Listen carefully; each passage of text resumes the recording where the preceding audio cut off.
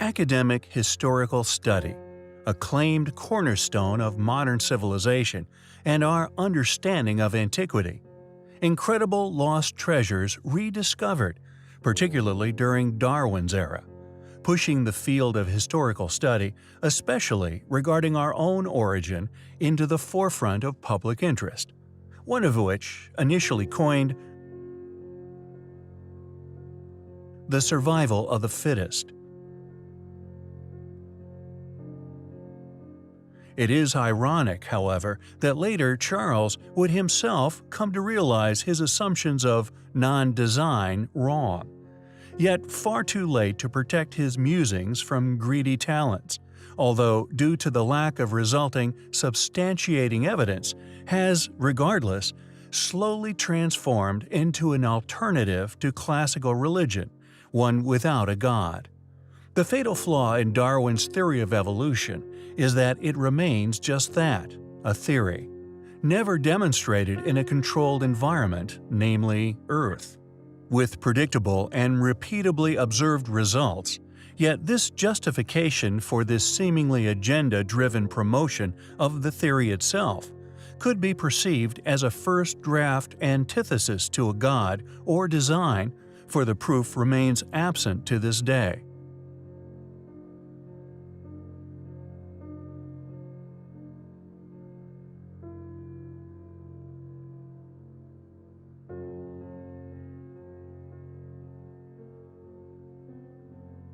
A tangled web they weave, harnessing the variety found within nature and often subsequent similarities within the animal kingdom, who, due to environmental changes, were often forced to adapt, wheeled around as examples of that which the theory depends on, the proof, the magical link, the species hop. A display of the power of adaptation, nothing more. The hairless apes, explained evolutionarily as due to reproductive preference for apes with less hair. There is no evidence for this claim, no mention of any environmental benefits or negative consequential factors of its result.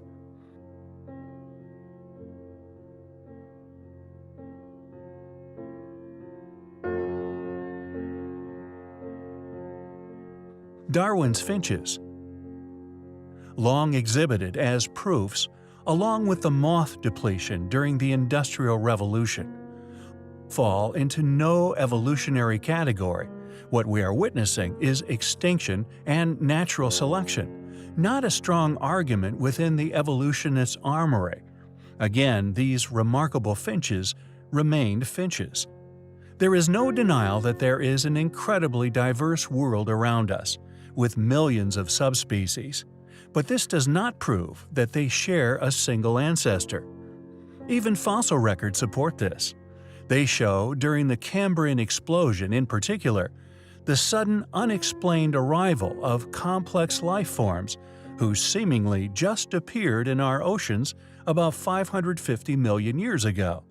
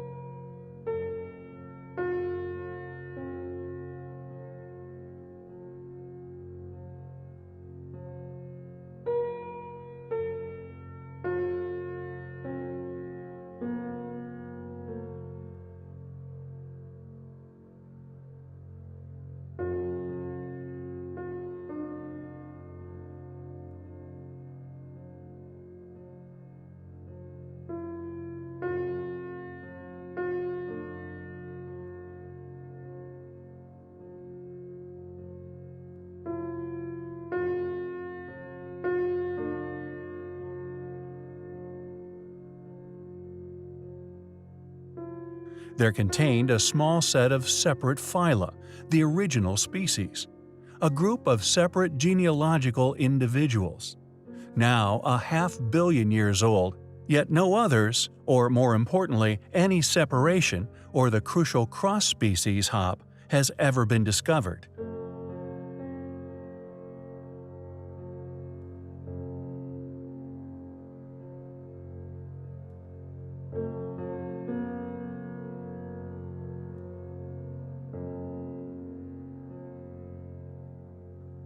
The convolution of adaptation.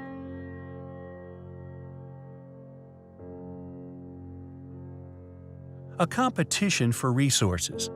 The fossils we are permitted to see show that life forms on our planet can be, and were, once far bigger.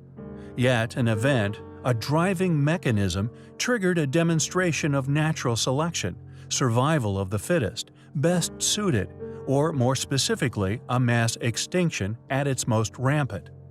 For although we know birds, thanks to MRI scans, are biologically dinosaurs, they could have only been small scavenging species, the world becoming unsustainable for large creatures.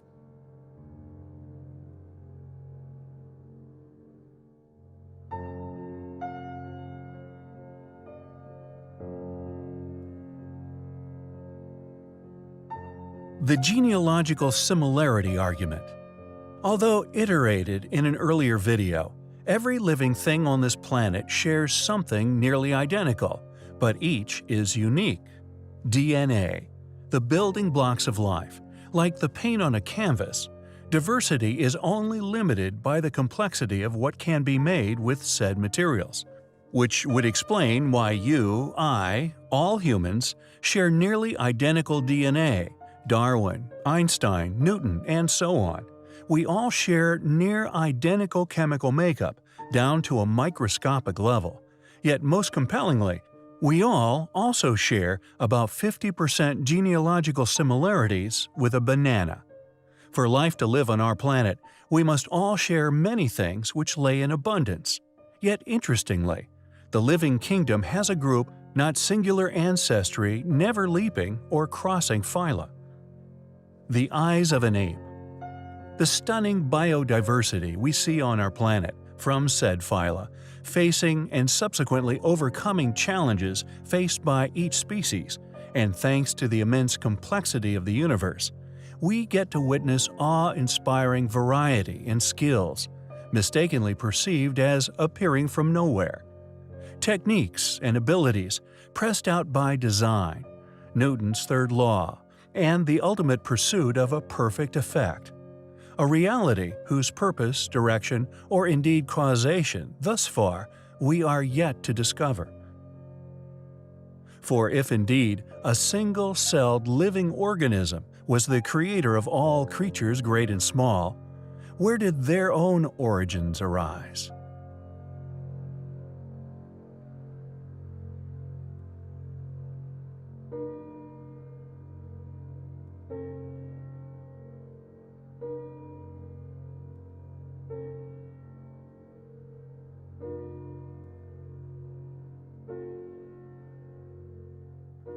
Metamorphosis. From the very hungry caterpillar to the beautiful butterfly. This is supposed with no intelligence, totally by chance. It pulpates.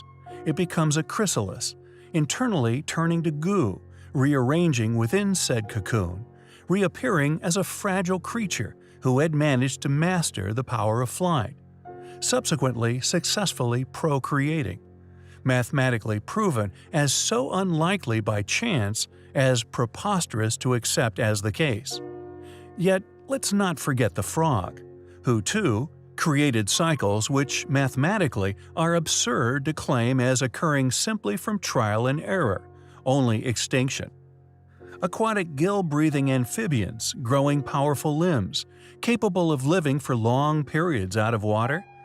Which environment on this planet so forgiving as to permit such unexplainable developments all by chance?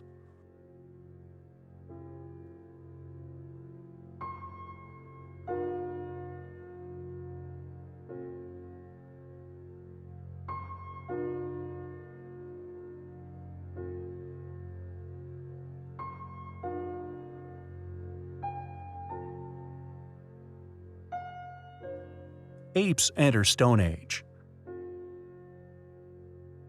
Let's ignore ravens, who have been using stones as tools to do simply incredibly intelligent things for many, many years.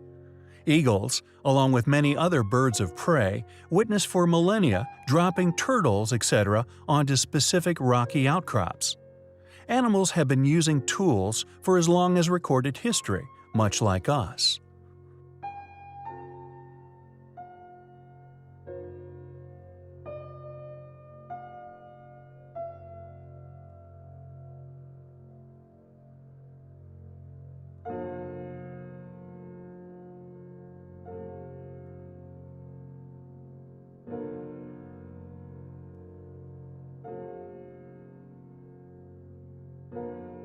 If there was no one around to hear it, did the Big Bang make a sound? Claiming life has no meaning, no purpose, no direction, that it came from nothing, would make a Big Bang impossible. Nothing comes from nothing. I'm here, so I came from somewhere. Inbuilt within this place, I find myself, cause and effect, pre-existing, ipso facto, design. Cause and effect, the pathway to perfecting practices, learning, and possibly life itself. Revolution, technological and worldly advancements and a perfection of our understandings as a species. Why such direction if merely all by sheer chance? We find it all highly compelling.